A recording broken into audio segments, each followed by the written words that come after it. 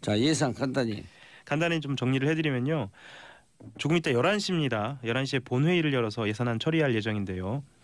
쟁점이었던 국가공무원 신규 증원 규모가 조금 줄었습니다. 그래도 9,475명으로 확정이 됐고요. 9,475명이요? 네, 그렇게 확정이 됐고 최저임금 인상에 따른 영세사업자에게 인건비를 일부 지원하는 일자리 안정자금 이것은 내년도에 그 정부안대로 2조 9,707억 원을 편성하기로 했습니다.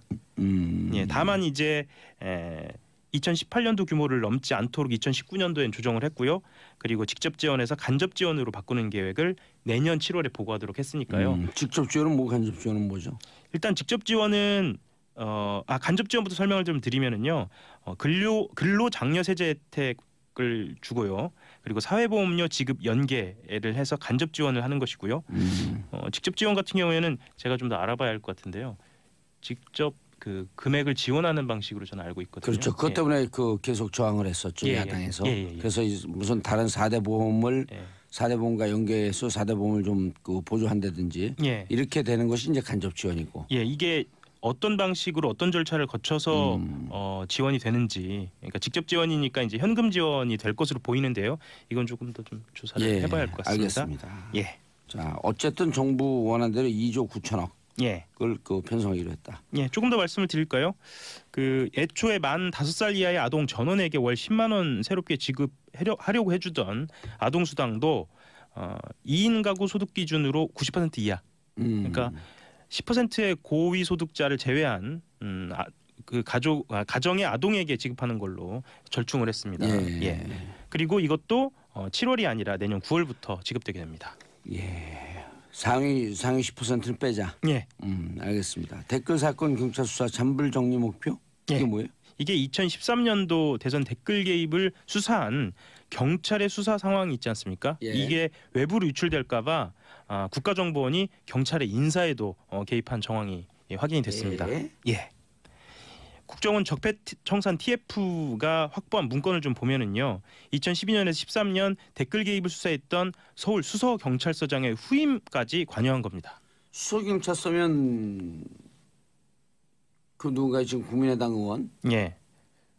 권은희 의원이죠. 권은희 의원이 있었던 수사과장으로 있었던 그 경찰서 아닌가요? 그 당시에 그 역삼동에 있는 오피스텔에서 국정원 직원이 발견되지 않았습니까? 그러니까 포착하지 않았습니까? 그 댓글 활동을 그때 당시에 포착한 뒤에 그 증거물들을 압수해서 서울경찰청에서 분석을 하고요. 그것을 수사해서 결과를 발표한 곳이 수서경찰서입니다.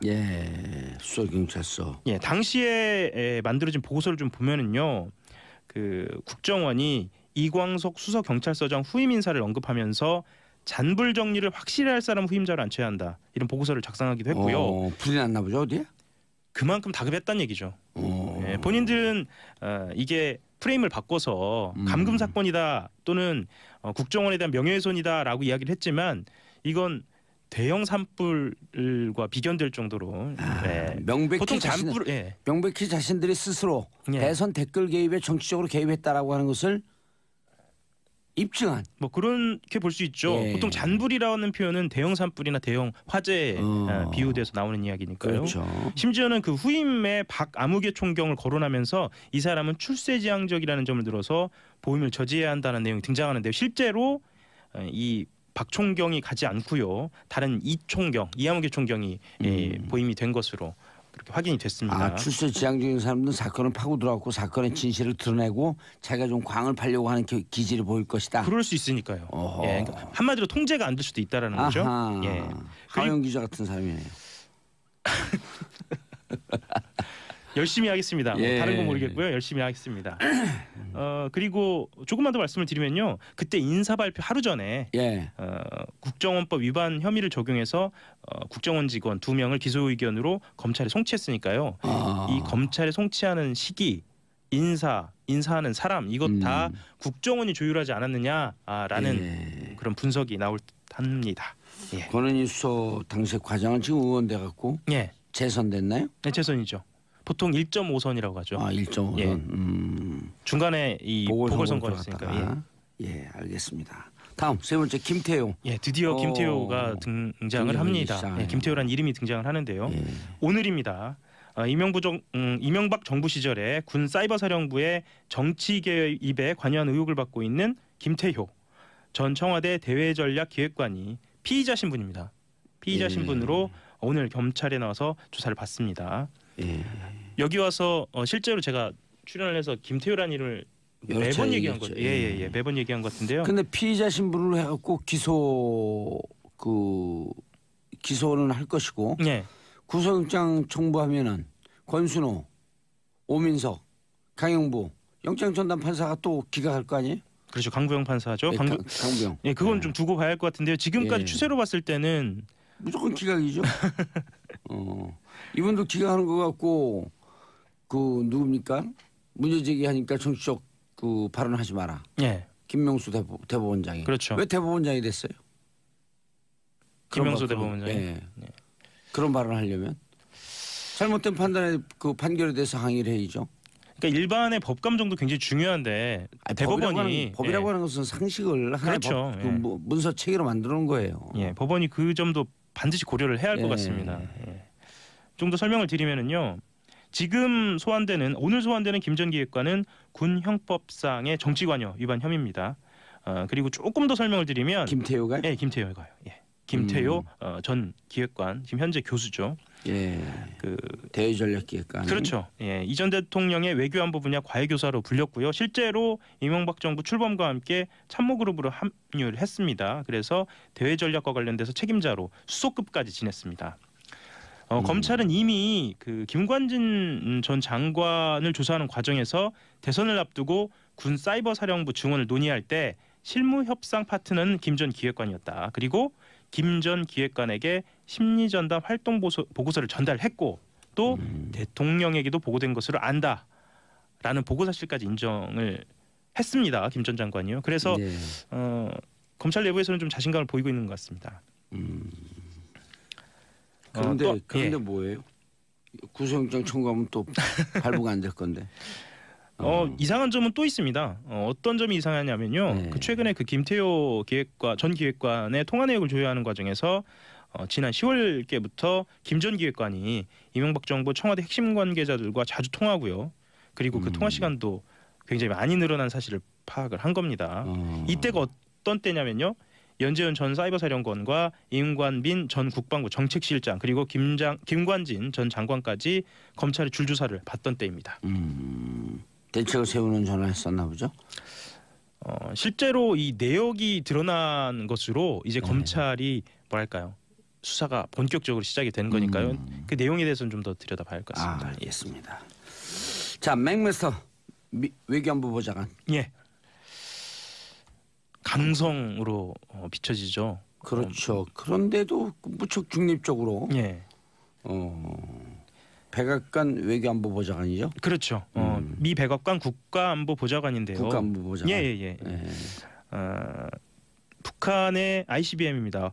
화성 15형 발사 이후에 미국 내 분위기가 허버트 맥메스터 미 백악관 국가안보 보좌관의 입을 통해서 좀 전달이 되고 있는데요. 좀 무시무시합니다. 북한과의 전쟁 가능성이 매일 증가하고 있다라면서 긴장을 좀 끌어올리고 있어요. 그리고 무력 충돌에 이르지 않고 이 문제를 해결할 수 있는 방법들이 있다. 이걸 전제하면서도 시간이 많이 남아있지 않다라고 이야기합니다. 그리고 저는 이 부분이 굉장히 인상적인데요. 군사 옵션과 관련돼서 서울을 겨냥한 북한의 재래식 방사포와 로켓을 고려하면 위험이 없는 군사 행동 방법은 없다 이렇게 얘기를 했어요. 그러니까 이게 좀 풀어 설명을 하면 우리가 반드시 우리 스스로 평화를 좀 지켜야 할 필요가 있다. 이런 생각을 또 하게 하거든요. 아니 그리고 서울이 일정 정도 피해를 감수하면서 군사작전을 하겠다라고 하는 함의가 있는 거 아니에요? 그렇죠. 그러니까 이게 대단한 협박입니다. 그리고 좀 어떤 방식으로, 그러니까 어떤 뜻을 가지고 이렇게 이야기를 했는지 좀 해석을 할 필요가 있는데요. 첫 번째는 이렇게 이야기를 하면서 일본이나 한국 다른 국가들이 자체적으로 핵무장할 가능성까지 이야기를 했거든요. 이것은 중국한테 대북 유류품 제품 공급 축소하고 해상 차단 동참을 이끌어내기 위한 압박이로 보이고요. 중국을 제일 두려워하는 게 그 대한민국의 핵무장, 그리고 일본의 핵무장. 그러면서 그 도미노 현상으로 인해서 대만, 필리핀까지 핵무장하는 현상. 네. 이걸 제일 두려워하잖아요. 예. 그리고 그 위협을 이야기하면서 또 어떤 이야기를 하냐면 그 자체로도 위협이지만 확산돼서는 안 된다라는 이야기를 합니다. 그러니까 김정은이 이러한 무기들을 다른 나라에 확산시키거나 파는 것이 더 큰 위협이다라는 이야기를 하거든요. 그래서 트럼프 행정부가 비핵화뿐만 아니라 비확산으로 무게 중심을 상당히 좀 옮기고 있는 거 아니냐라는. 그렇죠. 이렇게 완성되고 예. 이것이 이제 제3국 미국과 대립될 수 있는 제3국으로 넘어갈 가능성. 예. 그리고 이 표면적인 것만 아니라 그 안을 좀 들여다보면요. 지금 트럼프 행정부가 세제 개혁이라든가 러시아 스캔들이라든가 외교 정책에 대한 집중도가 좀 떨어져 있고 국제기구 등이 이제 한반도 긴장 완화를 위한 행보를 지금 시작하고 있지 않습니까? 예. 유엔 차장도 방문을 하고요. 그런 관측이 있어서 최악의 상황으로는 빠지지 않을 것이다라는 전망도 있고요. 예. 또 하나는 시선을 돌리려는 거 아니냐. 이 국내적인 문제에서 대외적으로 좀 긴장을 고조시키면서 시선을 돌리려는 거 아니냐. 러시아 스캔들이 지금 상당히 그 강도 높게 수사되고 있는 거 아닌가요? 그렇죠. 예, 그렇기도 하면서 또한 긴장이 높아지면 또 무기 판매에 영향이 있으니까요. 이 양수겸장을 좀 하려는 거 아니냐 이런 해석도 근데 있습니다. 제가 어제 그 외교안보 전문가하고 잠깐 대담을 하는데 예. 그 얘기를 하더라고요. 트럼프는 일본, 한국, 중국을 돌아다니면서 350만 달러인가요? 네. 350억 달러인가 뭐 그 무기 팔고 좋아하고 있는데 350억 달러. 예. 350억 달러. 그 미 백악관과 미 정부 내부에서는 동맹에게 예. 그렇게 삥땅 뜯고 다니는 거 옳지 않다. 노골적으로 하는 경우는 거의 없죠, 사실. 예. 예. 동맹이라고 하는 것은 주고받고 하는 건데 그거 친구 아니에요, 프렌즈. 그렇죠. 근데 프렌즈한테 맨날 가서 야 돈 내놔 하면은 누가 그게 동맹관계가 유지가 되겠어요? 위험한 동맹관계다라고 하는 지적을 트럼프한테 하고 있다는 거예요. 그리고 군사 전문가들은 이런 얘기도 합니다. 그러니까 당장의 경제적 이익을 위해서 군사적 우위를 점할 수 있는 군사 기밀과 관련된 그리고 최신 기술과 관련된 것을 너무 쉽게 넘겨주는 거 아니냐라는 미국 내 시각도 있어요. 그럼요. 예. 그리고 미국에서 F-35 같은 경우는 미 의회의 승인을 받고 넘겨주고 그런 나라예요. 예. 근데 뭐 그런 거 없이 직접 판매를 할 것처럼 특히 핵잠도 그렇고요. 그렇게 이야기를 하고 있어서 미국 내 논란도 좀 큽니다. 그렇죠. 맥메스터가 핵무장하자라고 하는 것도 NPT 문제도 건드려야 되죠. 그렇죠. IAEA 문제도 건드려야 되고. 오늘 굉장히 전문적인 이야기 많이 하시네요. 기본이에요 이런 건 그냥 소주 한 잔 마시면서 하는 얘기예요. 다만 아침에 할 뿐이지. 그렇죠. 예. 쇼처럼 즐길 수 있는. 이 정도 수준의 컨텐츠를 뭐 별로 본 적이 없나 보죠? 예, 놀랍습니다. 저는 아침마다 놀라고 있습니다. 그래요? 예. 한 대 때려주고 싶다. 트럼프 얘기 조금 더 해볼까요? 예. 예, 트럼프 얘기 조금 더 해보겠습니다. 그 예루살렘 얘기인데요. 예. 그 도널드 트럼프 미국 대통령이 1948년 이스라엘 건국 이후에 국제사회의 암묵적인 약속입니다. 수도는 예루살렘이 아니다라는 게 사실 암묵적인 약속이거든요. 이것을 깨트리라는 관측이 나오고 있습니다. 사실 중동에서는 이게 굉장히 중요한 문제거든요. 그렇죠. 예, 이슬람 문제하고 중동의 화약고를 또 건드리네. 온 군데 갖고 쌈만 붙이려고 그래 이 양반은. 그렇죠. 예. 사실 트럼프 대통령의 사위가 한 얘기인데요. 쿠슈너 백악관 선임고문이 한 행사에서 이렇게 얘기합니다. 미국 대사관을 텔아비브에서 예루살렘으로 이전하는 문제는 대통령이 결정한다. 아직 여러 다양한 사실을 살펴보고 있다라고 이야기를 했습니다. 실제로 이런 관측을 두고요. 가자지구를 관할하는 팔레스타인 무장정파 하마스가 성명을 내서요. 이 음모가 통과되지 못하도록 봉기를 선동하라라고 촉구해서요. 여기도 위기가 고조되고 있습니다. 곳곳이 위기가 지금 고조되고 있는 겁니다. 그리고 또 무기 팔아먹으려고. 뭐 그렇다고 봐야겠죠. 예. 이 장사꾼 이거 어떡하나 이거 진짜. 실제로 이스라엘 이야기를 조금만 더 드리면요. 건국이 1948년이니까 건국 2년 뒤에 1950년 예루살렘을 스스로 수도로 선포를 했는데요. 1967년 6월 6일 전쟁입니다. 예루살렘 동쪽까지 점령한 뒤에 예루살렘 전체가 자국 수도라고 주장은 하지만 팔레스타인은 동예루살렘을 자신들이 세울 국가의 수도로 여기고 있습니다. 그래서 중동 국가들은 이 문제에 대해서는 타협을 하지 않고 있고요. 이것은 중동의 화약고로 작용할 듯합니다. 왜 또 거기 갖고 참.